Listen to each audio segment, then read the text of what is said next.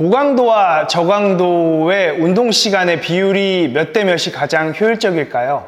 여러분들 자전거 타실 때 고강도 인터벌 정말 하기 싫으셨죠? 전체 운동 시간에 20%만 투자하시면 됩니다.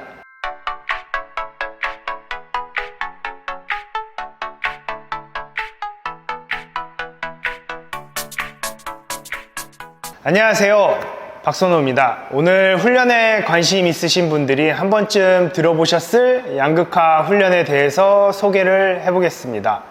왜 프로사이클 선수들이 양극화 훈련을 하고 가장 효율적인 훈련인지 오늘 영상을 통해서 배워가시면 좋을 것 같습니다. 양극화를 말하기 이전에 스위스파 트레이닝부터 설명을 해드리겠습니다. 불과 5, 6년 전만 해도 사이클 분야에서 SST, 즉 스위스파 트레이닝은 크게 유행이었거든요.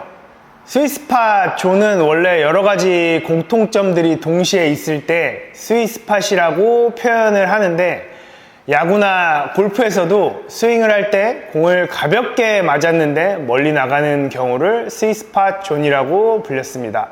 그래서 사이클에서도 가장 훈련 효과를 뛰어날 것으로 이해했던 훈련 영역을 스위스팟 존이라고 했었는데, 여러 실험을 해보니 그게 아니었던 거예요.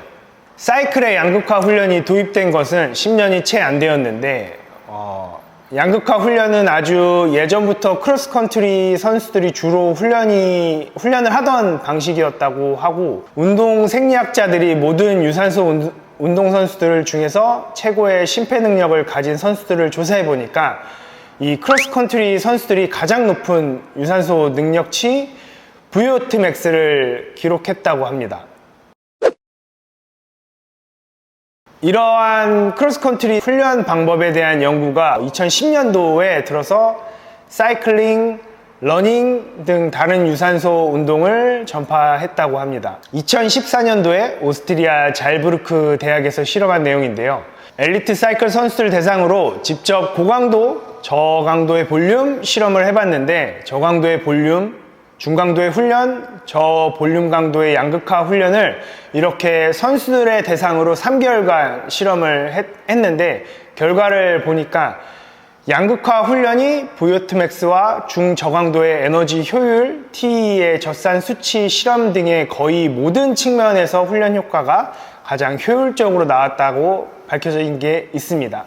특히 유산소 운동에서 중요한 VO2 max의 능력을 향상하는데 양극화 훈련이 압도적으로 좋은 효과가 있었습니다. 그럼 양극화 훈련은 어떻게 하는 게 가장 올바른 방식일까요? 저강도와 고강도의 8대2 비율로 대부분 훈련을 하는 것이고, 세븐존 기준으로 존2와 존5, 존6에 집중하는 훈련이라고 보시면 됩니다. 그러니까 LSD 영역대에서 훈련을 하거나 고강도의 훈련을 그냥 두 가지로 분류를 한다고 보시면 되고요. 유의하실 점은 고강도 훈련을 연속적으로 하시면 절대 안 됩니다.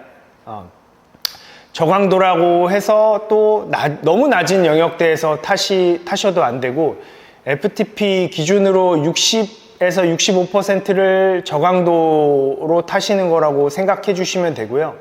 이렇게 양극화 훈련이 하시게 되면 고강도에 쌓인 체내 젖산을 LSD 훈련을 통해 젖산을 분해하여 에너지원으로 사용하게 돼 체내 피로물질이 거의 남아있지 않게 됩니다. 그러니까 더 쉽게 설명하면, 고강도 훈련을 하게 되면 젖산이 쌓이게 되잖아요, 우리 피로물질들이. 그래서 이제 저강도 훈련을 함으로써 그런 젖산을 에너지원으로 전환을 하게 되는 방식이죠. 그렇게 오버 트레이닝과 부상 방지를 예방할 수 있고 지속적으로 퍼포먼스를 향상시키면서 훈련할 수 있는 게 이 양극화 훈련의 가장 큰 메리트라고 할 수 있겠습니다. 주간 훈련으로 일주일에 하루 이틀 정도는 고강도, 나머지 3, 4회 정도는 LSD 훈련을 하시면 됩니다. 시간을 기준을 정하면 일주일에 10시간을 훈련을 하면 1시간에서 2시간 정도는 고강도 훈련, 나머지 8시간은 이제 저강도 훈련을 하신다고 생각하시면 됩니다. 자전거를 사랑하는 선수라면 포가차 선수를 모두 아실 거라고 생각합니다. 이 포가차 선수를 트레이닝하는 코치가 산밀란 박사인데, 최고 선수를 티칭하는 코치가 뭐 최고의 코치라고 볼 수 있겠죠. 그분이 바로 UAE 팀의 수석인 인디고 산밀란 박사인데, 산밀란 박사 역시 양극화 훈련을 적극적으로 지지하고, 양극화 훈련도 코치들마다 훈련 계획과 저강도, 고강도 포인트, 운동 시간이 조금씩 다르게 됩니다. 뭐 FTP 기준이 다르니까 선수들마다 개개인마다 맞춤으로 프로그램이 짜여지겠죠. 산밀란 박사들이 선수들에게 시키는 양극화 훈련은 저강도에서는 펜맥스라는 포인트를 활용하고, 고강도 훈련에서는 5분 이상 인터벌 훈련을 권장을 하고 있고요. 프리시즌 기준으로 일주일 하루는 완전히 휴식을 권장을 하고, 존 1에서 회복 훈련, 존 2는 2, 3일, 고강도 훈련은 일반적으로 하루 정도입니다. 시즌 대비를 할 때 목적에 따라 나머지는 하루 이틀 정도의 시간을 고강도나 존 2로 추가하는 방식입니다. 훈련을 처방할 때 사용하는 방식에 관해서는 RPE, 파워 및 HR을 최대한 활용하는 것으로 선호합니다. 여기서 이제 양극화 훈련은 모든 자전거 리스트들한테 만능일까요? 저는 조금 아니라고 봅니다. 예를 더 쉽게 설명하면, 그란폰도를 준비하는 사람한테는 유산소 운동이 주된 훈련 목적이게 되고, 이제 레이스, MCT 같이 이렇게 레이스 하시는 분들한테는 고강도 인터벌이 주된 훈련 목적 의미이기 때문에, 양극화는 모든 사람들한테 만능이진 않는다고 보고요.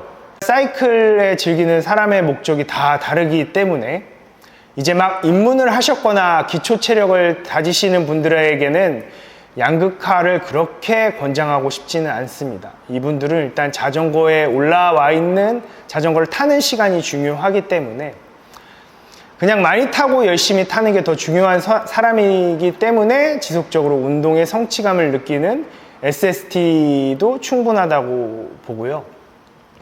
아무래도 LSD 같은 많은 시간을 쏟아야 하기 때문에, 그래도 주당 10시간 이상씩 탈 수 있는 라이더, 퍼포먼스를 올리는 게 중요한 목표이신 분들에게는 권장하지만, 훈련의 계획은 내가 어떤 거를 준비를 하냐에 따라서 조금 달라진다고 보시면 되고요.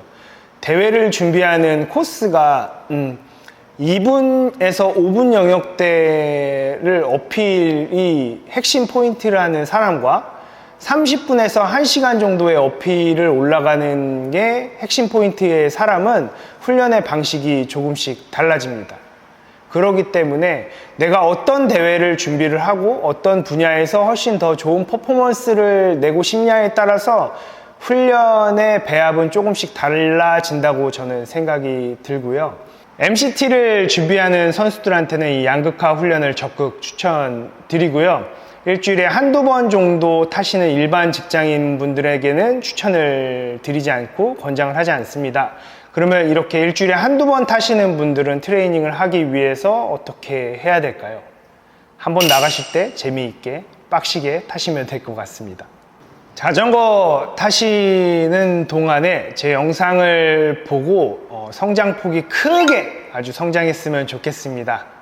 항상 안전한 라이딩 되시고요. 요즘에 이렇게 날씨가 폭염일 때는 전날이나 전전날에 수분 섭취량을 20% 정도 늘려주시면 더위를 덜 먹게 됩니다. 항상 안전한 라이딩 되세요. 감사합니다.